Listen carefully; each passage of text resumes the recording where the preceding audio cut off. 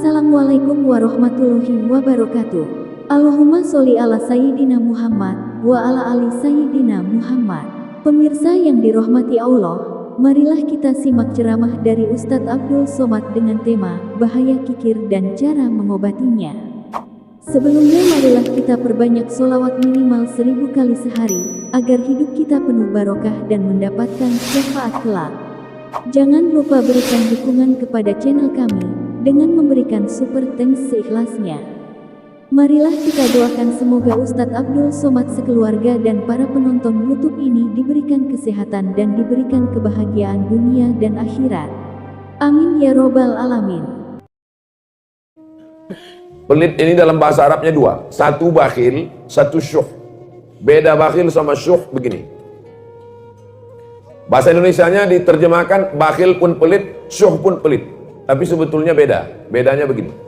Misalnya kita pulang dari masjid ini jalan ke tempat lontong sayur.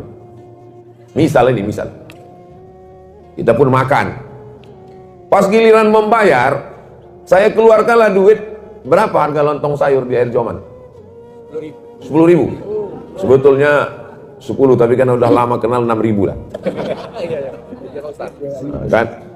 Saya keluarkanlah duit 6.000. Saya bilang, Bu, berapa Bu?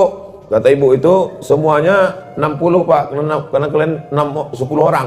Saya keluarkan 6.000. Saya bayar yang punya saya aja.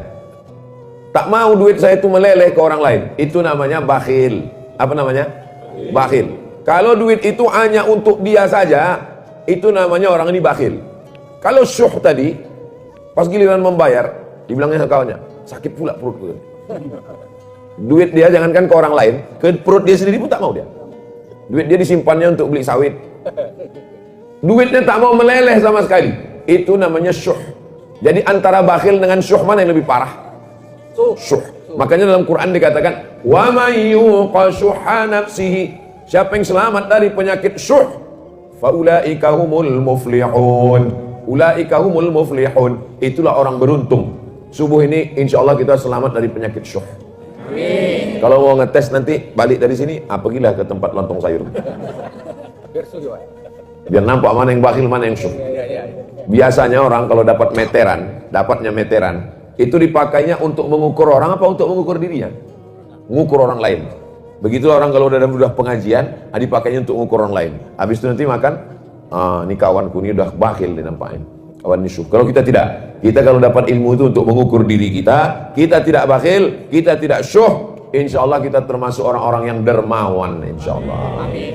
Makanya ada orang dikasihnya nama anaknya, siapa nama anak kau itu? Dermawan. Kenapa? Suka mencari derma.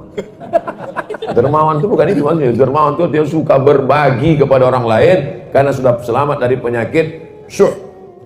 Yang membinasakan yang pertama manusia ini adalah syuhun muta'. Sifat bakhil, pelit, kikir, medit, kedekut, apa lagi? Polit, pedangki. Yang dipeturutkan, manusia ini makin tua makin pelit atau makin dermawan? Mengaku orangnya. Manusia ini kata orang, ibu kenapa tak bersedekah Bu? Nantilah Pak Ustadz, anakku masih sekolah. Nanti kalau udah tamat anak ini sekolah, insya Allah begitu tamat anak sekolah makin pelit. Kenapa? Anak kuliah pula, biaya makin mahal. Semester belum dibayar. Mau uang ujian, mau uang wisuda lagi. Sidang terbuka 10 juta, sidang tertutup 15, buka tutup 25.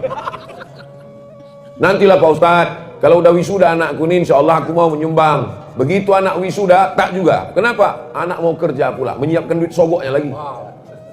Betul tidak? Betul semua kata orang. Begitu anak udah kerja, nanti kalau anakku ini udah kerja, insya Allah aku mau nyumbang Pak Ustadz. Begitu anak udah kerja, tak juga. Kenapa? Biaya nikah lagi. Tahu udah berapa sewa gedung? Bukan cukup sekarang pakai layar tancap. Nantilah Ustadz kalau anak ini udah nikah, insya Allah. Begitu udah anak udah nikah, pelit juga. Kenapa? Mengandung pula, cucu mau lahir, takut operasi sesar. Menantu tadi asik tidur siang. Jadi kalau dipeturutkanlah bakhil ini sampai mati kita tidak akan pernah bersedekah. Ini kita ini sekarang di daerah mana ini? Air Joman. Saya tak tahu. Berangkat dari Silaute, pejam mata saya tiba-tiba sampai pokok karet. Pejam sekali lagi nampak sawit. Pejam sekali lagi nampak masjid. Orang daerah Air Joman ini, daerah lingkungan masjid kita ini, orangnya sudah selamat semua dari penyakit bakhil. Dari mana Ustaz tahu? Masjidnya bagus. Ini menunjukkan orangnya mewakafkan tanah. Ke belakang saya tadi, wudhu, tempat wudhunya bagus, toilet. Kerannya banyak, tengok. Entah hidup atau tidak, wallahu a'lam. Hidup. Tak ada lagi tanah, tempat parkirnya. Keramik turun sampai ke bawah. Udah itu pula lantai teruslah sampai halaman sana, berpagar pula cantik. Mudah-mudahan yang membangun masjid ini, kalau dia meninggal dunia dilapangkan Allah kuburnya. Amin. Kalau dia masih hidup diberkahi Allah rezekinya. Amin. Barakallahu lakum fima ataitum wa barakallahu lakum fima abaqaitum wa ja'alakum tahuran. Begitu cara mendoakan orang yang berwakaf bersedekah. Barakallahu lakum fima ataitum wa barakallahu lakum fima abaqaitum wa ja'alaha lakum tahuran. Kalau hafal, kalau tak hafal gerak-gerakkan aja mulut.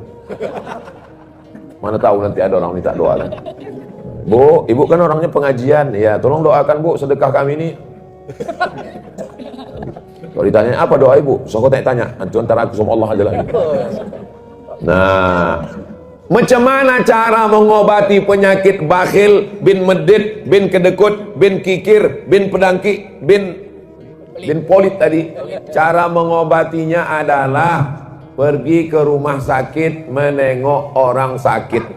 Sakit jantung, darah tinggi, diabetes, kanker. Ada guna duit di situ? Guna duit untuk Pak Dokter semuanya.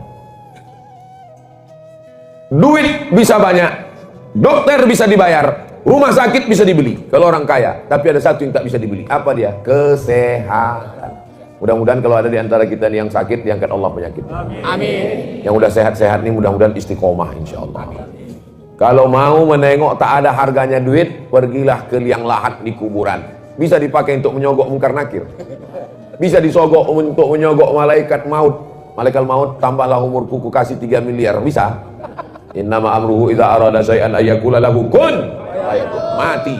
Mimda tema taya bawati. Modar. Bapak Ibu yang dimuliakan Allah Subhanahu wa taala, inilah dia yang disebut dengan bakhil, pelit, syuh yang diperturutkan tadi. Kalau diperturutkan bakhil ini memang orang tidak akan pernah mau berzakat.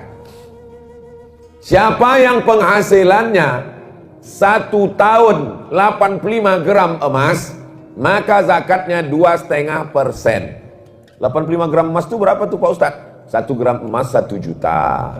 Sebetulnya udah naik 1.200.000, tapi karena kita udah lama kenal 1 juta aja lah. Berapa banyak kali. 85 gram kali 1 juta berarti 85 juta. Siapa di antara Bapak Ibu ini yang penghasilannya 85 juta di total setahun, maka keluar zakatnya 2,5%. Kalau ditengok dari gayanya, orang ini penghasilannya seminim-minimnya 100 juta ini. Amin. Dari bunyi mengaminkannya aja pun tak yakin. Amin. Orang yang takut nyebut amin itu 2 kemungkinan. Pertama, karena takut ragu. Yang kedua, takut dicatat Bawaslu. Saya pun hati-hati juga ceramah ini sekarang. Udah diawasi Bawaslu, tak boleh. Ustaz jangan sebut partai, tak ada aku sebut partai. Ustaz jangan sebut nomor, tak ada aku sebut nomor. Ustaz jangan sebut capres, tak ada aku sebut. Ustaz tak boleh sebut nama, tak ada sebut. Cuman aku bilang, yang tidur di rumahku kemarin, nah itu pun kena tegur juga. Tak boleh sebut-sebut calon presiden yang tidur di rumah Ustaz. Tahu yang tidur di rumahku kemarin? Tahu. Tak boleh sebut itu. Yang boleh sebut lagi. Kalau kau sebut, tak boleh bersuara. Payah kali ceramah sekarang. Lama-lama nanti keluar peraturan ceramah mesti pakai isyarat. Bapak Ibu yang dimuliakan Allah Subhanahu wa taala, maka keluarkan zakat 2,5%. Kalau 100 juta, zakatnya 2,5%, berapakah zakat dari 100 juta? 2,5 juta. Jadi kalau ada tabungan Bapak Ibu setahun 2023 kemarin dapatlah 1 miliar. Amin. Berapalah zakatnya? 2.500.000 kalau 100 juta. Kalau 1 miliar 25 juta. Ada orang dibayarnya lah zakatnya 100 juta. Ustaz, saya bayar zakat saya 100 juta. Kalau 100 juta zakat dia, berarti pendapatannya tahun itu Memang kalau belum sarapan nih payah ngitung-ngitung memang. Kalau tuan pergi ke Medan, hati-hati digigit belatung. Kalau awak belum sarapan, memang payah menghitung-hitung. Kalau ada orang membayar zakat 100 juta, itu berarti duitnya 4 miliar. Bapak berapa bayar zakatnya, Pak? Aku bayar zakat 100 juta, Pak Ustadz. Oh, berarti duit Bapak 4 miliar. Enggak, duitku cuma 400 juta. Loh, kenapa duit Bapak 400 juta Bapak keluarkan 100 juta? Bapak keluarkan 100, berarti Bapak salah hitung. Saya tak salah hitung, Pak Ustadz. Kenapa Bapak keluarkan 100? Aku mau memancing rezeki. Ada jenis manusia macam. Cuman manusia yang macam gini tak banyak. Udah hampir-hampir punah lah. Perlu dibudidayakan. Jauh berjalan banyak ditengok, lama hidup banyak dirasa. Lain padang, lain belalang, lain lubuk, lain ikannya. Banyaklah saya jumpa manusia yang unik-unik macam ini. Tapi tak banyak kali. Cara dia untuk menjolok rezeki itu adalah dibanyakkannya zakatnya, biar supaya diturunkan Allah. Dan memang manjur rupanya. Jangan berhitung-hitung sama Allah. Ini banyak orang ini berhitung-hitung sama Allah. Kau kalau berhitung-hitung sama Allah, nanti Allah berhitung-hitung pula sama kau. Dikasihnya napas setengah. Baru tahu, tak sampai ke ujung. Bayar pajak lagi, Ustaz. Belum bayar pajak lagi. Bayar pajak bukan main takutnya sama petugas pajak. Kalau bayar zakat tak ada takut sama sekali. Kita semua akan mati menghadap Allah Subhanahu